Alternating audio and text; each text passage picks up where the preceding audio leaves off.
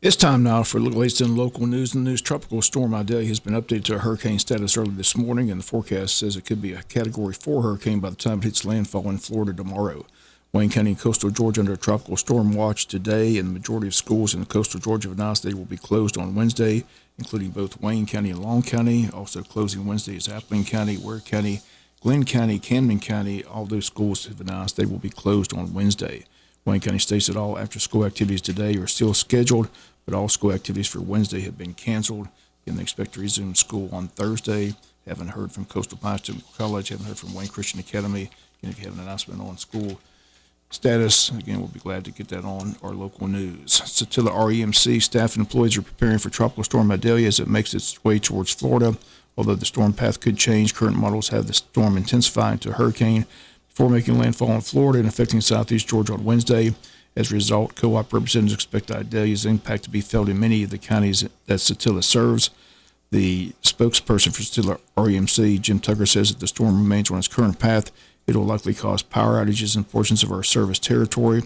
We want to ensure all Satilla members that we are well prepared, ready to restore electric service as soon as it's safe to do so.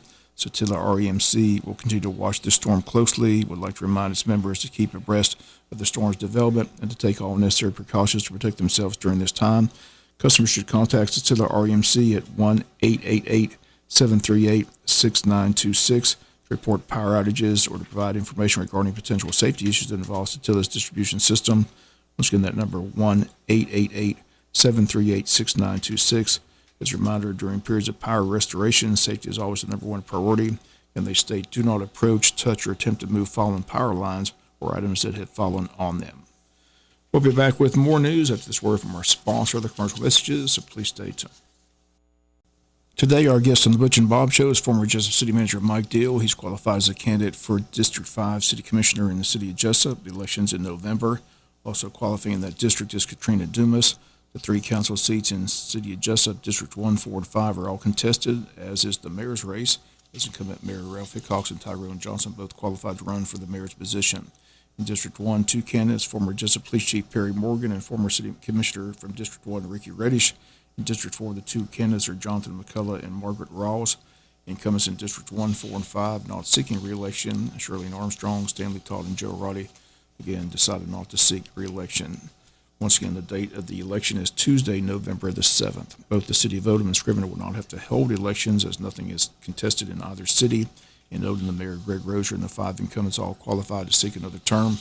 So Greg Rozier will serve another term as mayor, as will council members Kevin Higgins, Ron Sluter, Clay Teston, Greg Leggett, and Kathy Rozier. In Scrivener, three council seats up for election. Three people, including two incumbents, qualified. The incumbents are Kel Wright and Tony Brinkley. Other incumbent Adam Pruitt did not qualify, but John Royal did. So the seats are filled, and there will not be an election in Scriven this November. Once again, Camden District 5, Mike Deal, our special guest today, coming up on the Butch and Bob Show. We'll be back with some final news notes after this word from our sponsor, the commercial messages, so please stay tuned. Final notes news, government officials will meet Wednesday morning at the Wayne County Airport for the next SPLOST negotiations between the county and the cities of Jesup, Odom, and Scriven. Topic Wednesday is the percentage breakdown of the funds and who gets what if the SPLOST passes in March of 2024. Governmental bodies have to reach an agreement on what will be on the referendum that will be before the voters on the ballot come March of 2024. Again, Wayne County voters will vote yes or no to continue the SPLOST funds. SPLOST brings in millions of dollars, and the county and cities have to decide what the percentage breakdown of the funding will be. Both Scriven Mayor Jason Weaver and City of Jesup Commissioner Tim Cockfield says it should be based on population. They say the percentage breakdown is where the negotiations will begin. County has laid out three projects they'd like to see accomplished if the SPLOST passes.